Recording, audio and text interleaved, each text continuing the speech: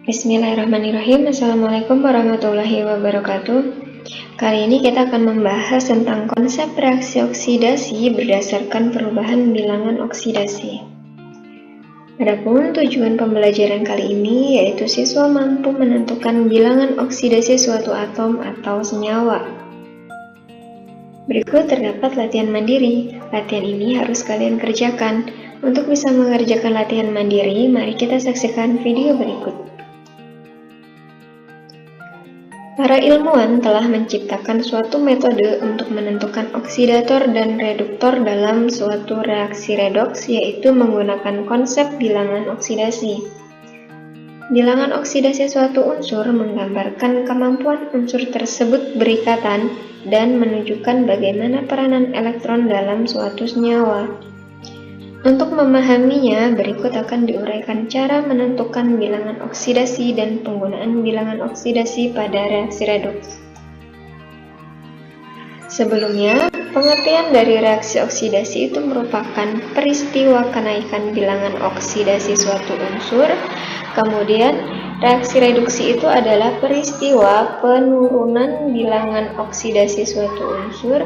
Kemudian, oksidator itu adalah yang mengalami reduksi, kemudian reduktor adalah zat yang mengalami oksidasi. Berikut ada aturan bilangan oksidasi yang berlaku. Oke, kita mulai ya. Yang pertama, penentuan bilok unsur bebas adalah 0. Contohnya biloks Na, Al, H2, P4, O2, Cl2, Br2 itu selalu 0. Jadi unsur bebas atau unsur yang berdiri sendiri itu biloksnya selalu 0. Yang kedua, biloks ion itu sama dengan muatan ion. Jadi misalnya dalam reaksi itu terdapat reaksi Na plus ya, ion Na, maka biloks dari Na ini adalah plus 1. Begitu juga dengan Al3+, maka biloksnya adalah plus 3. Bilok ion Cl-, maka biloksnya adalah min 1. Selanjutnya, aturan yang ketiga, biloks untuk logam golongan 1A, ya, untuk golongan 1A biloksnya itu selalu plus 1. Contohnya biloks K dalam KCl itu sama dengan 1. Selalu ya. Oke, aturan yang keempat, biloks dari logam golongan 2A itu selalu selalu plus 2. Oke, contohnya biloks Ba dalam senyawa BaOH itu selalu plus 2. Oke. Golongan 2 atau ya Be, Mg, Ca, Sr, Da, dan Ra. Aturan yang berikutnya yaitu ada biloks untuk logam golongan 3A itu selalu plus 3. Golongan 3A itu ada Al, Ga, N, dan Tl.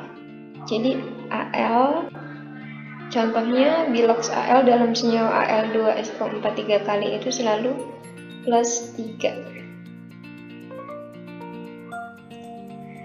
Aturan yang keenam, biloks unsur golongan 7A. 7A itu ada F, Cl, Bri itu selalu minus 1.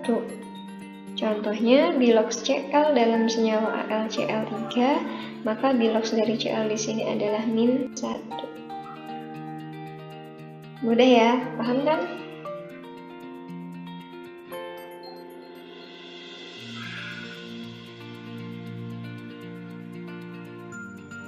Nah, yang ketujuh, biloks unsur H yang berikatan dengan non-logam. Jadi ada biloks unsur H yang berikatan dengan non-logam itu selalu plus 1. Tetapi jika H berikatan dengan logam, maka biloksnya min 1. Contohnya biloks H dalam senyawa HNO3, ini kan H-nya plus 1 karena NO3 ini non-logam, jadi H-nya ini plus 1. Kemudian biloks H dalam AlH3, mana kita tahu Al ini adalah logam, maka biloks dari H-nya adalah -1. Berikutnya aturan yang ke-8, biloks O dalam senyawa non-peroksida selalu -2. Tetapi bila dalam senyawa peroksida, biloks O itu adalah -1. Contohnya, biloks O dalam senyawa H2O ini adalah -2. Kemudian biloks O dalam senyawa H2O2 dan BaO2 ini adalah -1.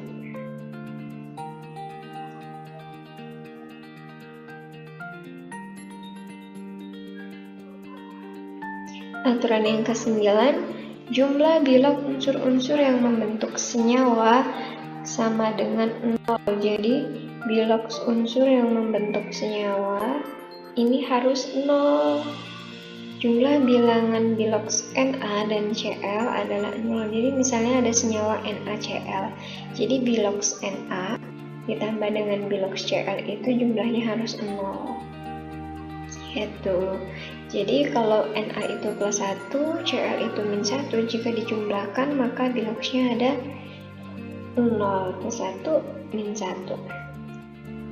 Yang ke-10, jumlah bilok unsur-unsur yang membentuk ion itu sama dengan muatan ionnya. Sama ya, seperti yang dijelaskan tadi, kalau dia berbentuk ion itu sama dengan jumlah muatan ionnya. Kemudian di sini ada contoh jumlah biloks S dan O pada ion SO42- adalah -2, di mana bilok S itu sama dengan +6, biloks O itu sama dengan -2 dikali 4 atom.